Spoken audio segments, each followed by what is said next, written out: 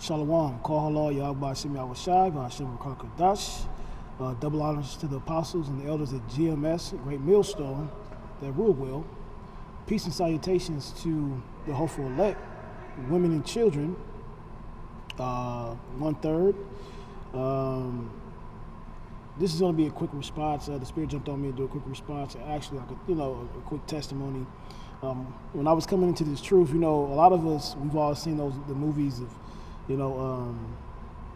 Moses and the Ten Commandments, and they always have Esau depicting and playing the roles of the ancient man of the past time.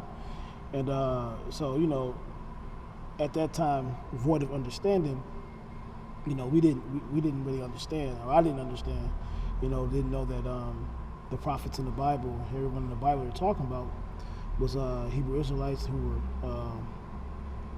dark-skinned or pigmented men, women, and children. And so one of the scriptures that stuck out to me when I was coming into this truth, and this is actually back in like 2007 when I had went to jail. It was the first time I really started reading the Bible.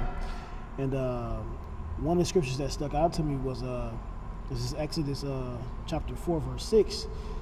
And it reads, it says, "And the Lord said furthermore unto him, Put now thine hand into thy bosom.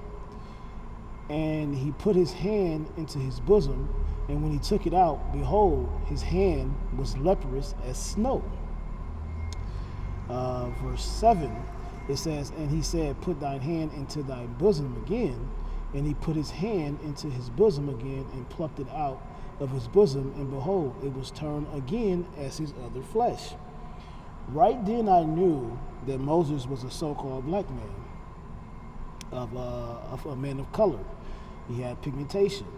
He wasn't a so-called white man. He wasn't an Edomite, as the ruling class of people in today's age claimed him to be, as they claimed all the prophets and the apostles in the Bible to be. At that point, that's when things started changing for me, and then I eventually fully woke up into this truth about a year and a half ago here in Milwaukee, Wisconsin, and I had joined Great Millstone under the leadership of Apostle Tahar on down, and all she wrote since then. So it's ironic, the little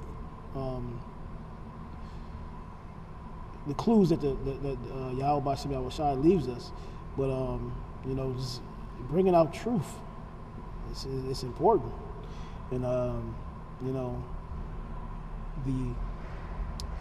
the lesson that or the response that Apostle Tahar gave on this guy from a Christian, another Christianity doctrine pushing Edomite, trying to debunk this truth, and he failed miserably, like they all do. The truth is the truth; it's undeniable, and this whole thing about leprosy and how we should look at it. I mean, it's just pretty obvious. Esau's void of hue, which makes him not even human, because to be human you have to have hue, pigmentation in your skin.